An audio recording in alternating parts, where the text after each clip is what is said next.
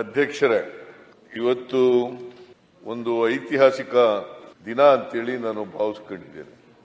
ಇವತ್ತು ಸುವರ್ಣಸೌಧದಲ್ಲಿ ನಿಮ್ಮ ಅಧ್ಯಕ್ಷತೆಯಲ್ಲಿ ಬಸವಣ್ಣನವರ ಕಾಲದ ಅನುಭವ ಮಂಟಪ ಅದರ ತೈಲಚಿತ್ರವನ್ನ ಇವತ್ತು ಅನಾವರಣಗೊಂಡಿದೆ.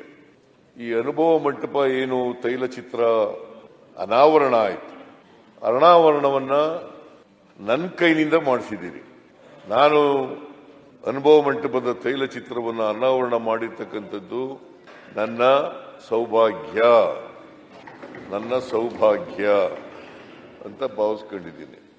12ನೇ ಶತಮಾನದಲ್ಲಿ ಬಸವಾದಿ ಶರಣರು ಒಂದು ಸಾಮಾಜಿಕ ಕ್ರಾಂತಿಯನ್ನ ಈ ನಾಡಿನಲ್ಲಿ ಮಾಡಿದ್ರು. ಯಾಕೆ ಸಾಮಾಜಿಕ ಕ್ರಾಂತಿಯನ್ನ ಮಾಡಿದ್ರು?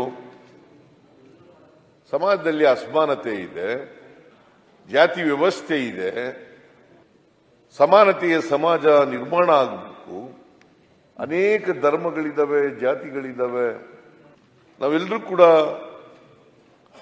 ಮನುಷ್ಯರಾಗಿ ಬಾಳ್ತಕ್ಕಂಥ ವ್ಯವಸ್ಥೆ ಇಲ್ಲ.